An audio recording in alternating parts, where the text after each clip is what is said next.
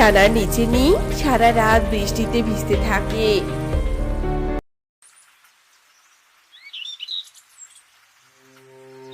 একি আমার ঘরের মুরগিগুলো তো মরে গেছে।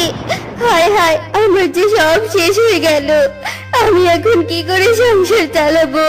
মা মা, এই দেখো মুরগি দুটো মরে গেছে, কিন্তু আমাদেরকে দুটো ডিম দিয়ে গেছে। চলো মা, আমরা এই ডিম দুটো বিক্রি করে আবার ঘর বানাই। পাগলি মেয়ে আমার, ওই সামান্য ডিম বিক্রি করে কিছু হবে না রে মা। খাবারই তো হবে না, আরো তো ঘর। বন্ধু সোনার পাখি, দেখো বৃষ্টি ভেজা পৃথিবীটা দেখতে কতই না সুন্দর। চারদিকে সবকিছু ভেজা, কি অপরূপ প্রকৃতি, তাই না? হ্যাঁ গো বন্ধু নীলপরি, তুমি ঠিক কথাই বলেছো। আরে নীলপরি, দেখো দেখো, ওটা টুনি পাখি না?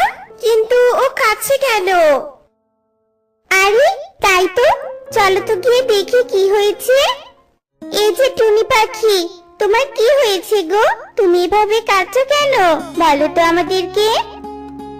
নীলপরি, আমার যে সর্বনাশ হয়ে গেছে কাল রাতের ঝড় বৃষ্টিতে।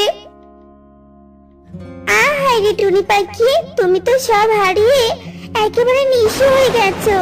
তবে চিন্তা করো না, একসময় তুমি আমার বিপদে সাহায্য করেছিলে, আজ তোমার বিপদে আমি সাহায্য করব। এই বলে নীলপরি জাদু করে একটা আম ঘর নিয়ে আসে আর বলতে থাকে, টুনি পাখি, এই যে তোমার জন্য এই আম ঘরটা। এই আম ঘরটা জাদুর ঘর, এই ঘরটা কোনোদিনও ভাঙবে না গো। আর হ্যাঁ, তুমি তো ডিম বিক্রি করতে, তাই না? দাও, তোমার ওই হাতের ডিম দুটো আমাকে দাও। নীলপরি ডিম দুটো নিয়ে জাদু করে আর আমঘরের পাশে রোপণ করে দেয়। আর সাথে সাথে ওখানে অনেকগুলো ডিমের গাছ বেড়ে ওঠে আর গাছে অনেকগুলো ডিম ধরে। টুনি পাখি, এই যে তোমাকে একটা ডিমের বাগান করে দিয়েছি। তুমি এই আমঘরে থাকবে আর আমঘরের পাশে ডিম চাষ করে তোমার সংসার চালাবে।